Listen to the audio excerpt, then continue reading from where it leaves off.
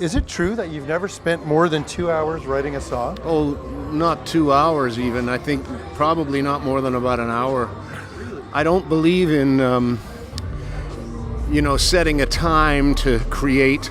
I believe the songs should come to you whenever they do.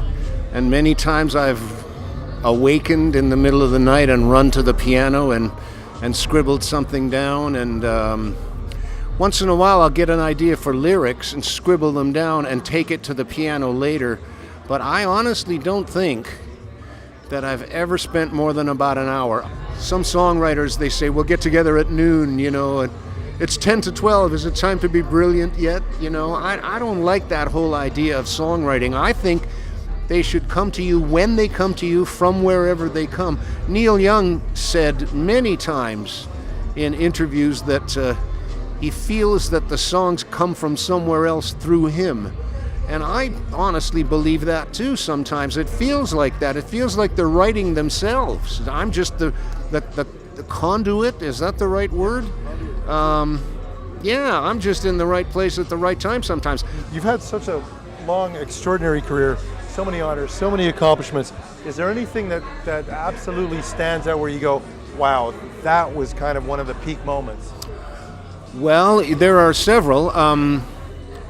We were doing a show in Seattle, 1969. I guess it was 69 because Randy Bachman was still in the Guess Who.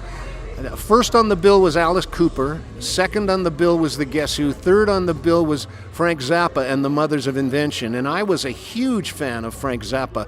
He was a brilliant, I don't like the word genius because it's overused, but in his case it applied. I mean, I stayed and watched the whole show, and I just wanted to go to his dressing room and shake his hand and tell him how much I've appreciated his stuff. I walked into his dressing room, he was all alone, and I got to sit for an hour one-on-one with Frank Zappa. And I've told this to Zappa fans, and they just, unbelievable.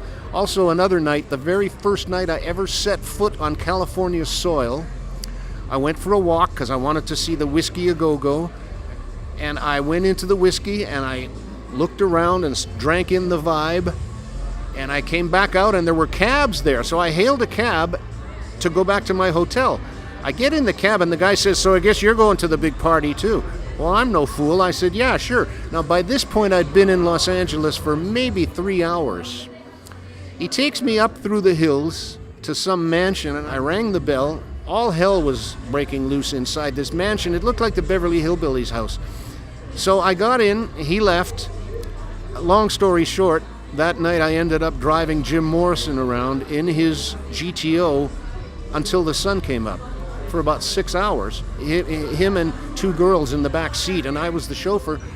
And about a year later, just a little over a year later, he was gone. I've had a million, I've lived 50 lifetimes compared to most people.